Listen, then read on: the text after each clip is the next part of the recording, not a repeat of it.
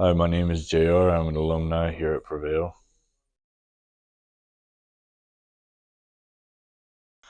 It was chaotic.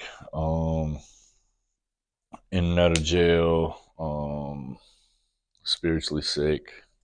Um, at my worst, I thought that everybody was supposed to die a certain way. And my disease told me that I was supposed to die of substance abuse, substance induced overdose.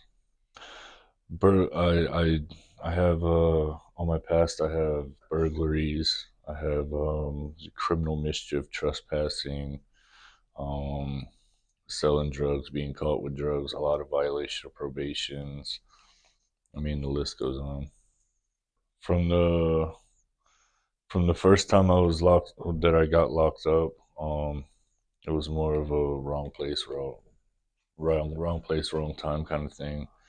I was with friends and friends, and some of these guys decided to go do some stuff that they shouldn't have been doing, and I just followed along with them. But I took it to a whole nother level, and everybody else got charged with trespassing. I got charged with trespassing, criminal mischief, vandalizing, and a bunch of other stuff.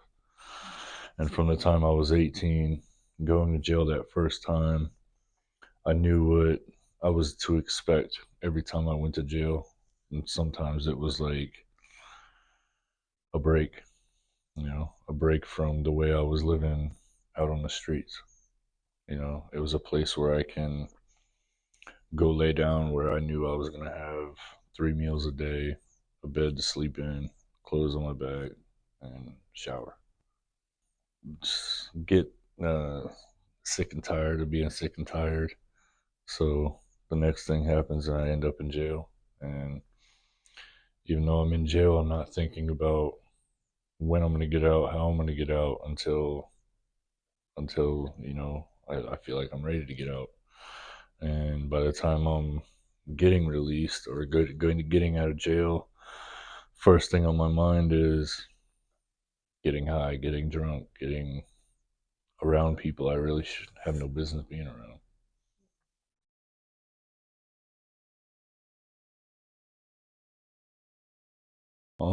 At that point, it was I had I overdosed 5 separate times within a week, and I got caught with a substantial amount of drugs on me, and I went to jail, and I knew I wasn't going to be able to. I knew that what was going to be coming out of this was not going to be a quick go lay down and get back out in a few weeks. I knew I was going to be going away for a while, and um, I embraced it. I used it as a. I know it's very stereotypical and it's very cliche, but as I was getting arrested, and I was sitting on the side of the road in a cop car. It was like it, the thought of, man, it sucks, I'm going to jail, but it was also an ease of comfort of, man, this could be a way out of this lifestyle. And the first thing I did is I asked the judge for rehab treatment and all that, but at the end of the day, he wanted me to go to prison. So I went to prison, and during my time in prison, I started reading about a lot of books. I wasn't reading regular stuff that everybody else was reading. I was reading testimonial books of recovery, um, spiritual books, self help books, AA's Grapevine, all kind of stuff like that. And that kind of got got it planted the seed in me to start moving into a treatment center, a rehab, or something when I got out of prison, or start working a program. Just before I got released from prison, I did a little less than 2 years, and when I was about 2 months from leaving, I got real. I got a lot of anxiety, depression, scared, and because I didn't know nothing about a recovery journey. All I knew was I knew what it looked like behind bars, but I didn't know what it would look like once I had my full freedom back. Granted, there's a lot of negativity that goes on in prison that I could have got into, but to me that proved my willingness to do the next right thing. So whenever it came time for me to go home, like, I didn't know what that journey looked like. So it was going to be a big change, and that scared me. And I expressed these feelings to my sister over a phone call one day, and I told her that I needed to seek some sort of other treatment upon leaving there, more so I could still have that structure, and I can start getting into meetings, um, build a support group, and stuff like that. And she came to work, and she started talking to some of the people at work about it. And um, next thing you know, she let me know that the next conversation I had with my sister, she let me know that they were going to give me a scholarship to do the IOP program here. And yeah, I'm forever grateful for it. Like, I did I think 60 days within the IOP program. Um, I I got to have a therapist, which I've never seen before. Like, that opened a whole new side of me that I've never even d- thought about trudging down. You know, group, um, being able to express myself in a within a group setting with people that struggle with the same things that I do on different levels, but still the same. And just everything Prevail really offered me, like, I'm forever grateful.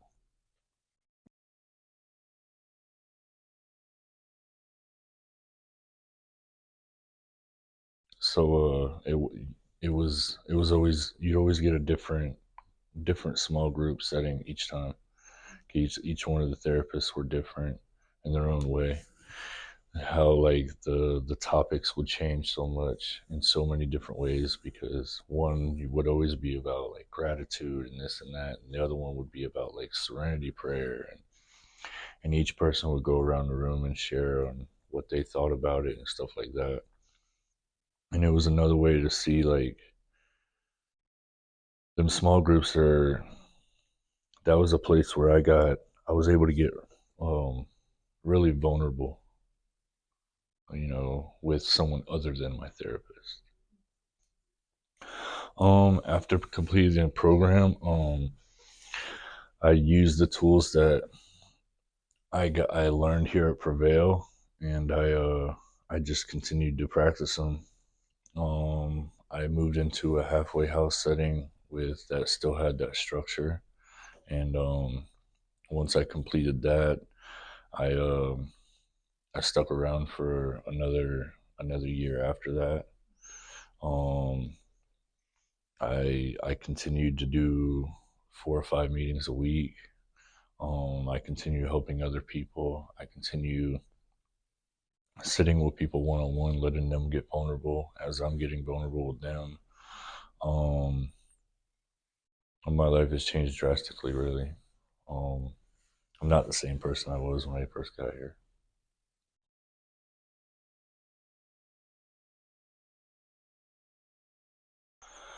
I'm proud of the way I handle situations, because that was a big one for me, because I was a emotional user. It didn't matter if my emotions were good, bad, neutral. I would always use for them. And when things don't go my way, that was my biggest excuse to go out and get high or get drunk. And today, I that's the furthest thing from my mind. Today, I pick up the phone, I call some people, I let them know what's going on, how they can help me get out of this situation, or pray about it.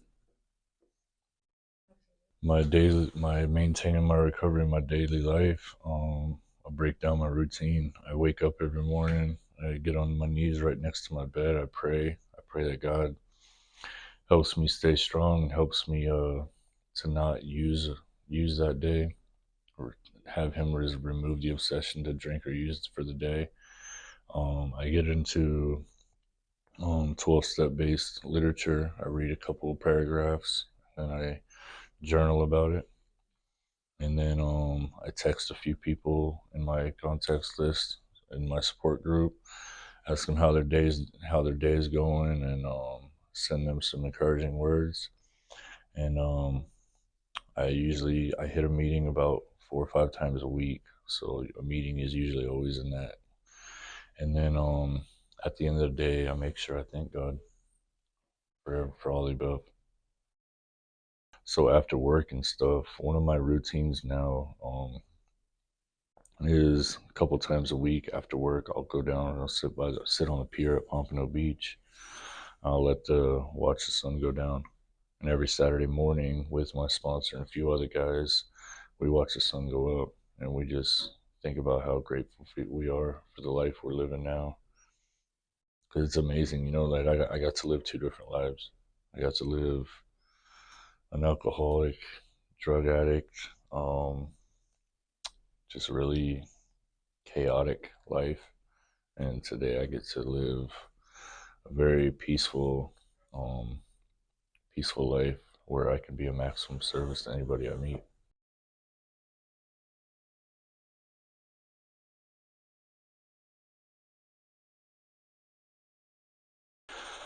Advice I have, if you are if you had the smallest inclination that you might need treatment, please reach out to Morgan. She is waiting on your phone call, and she will guide you through if you do or don't need it. It's the best thing I ever did for my life.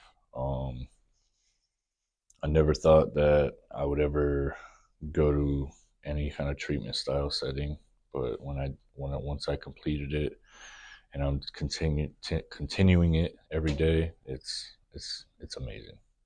Recovery means everything to me. It means I'm dealing with life on life's terms.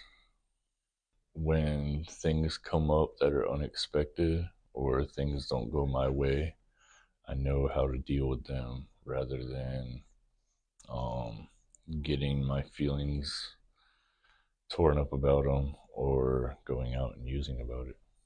Give us a call right now. We're here to help.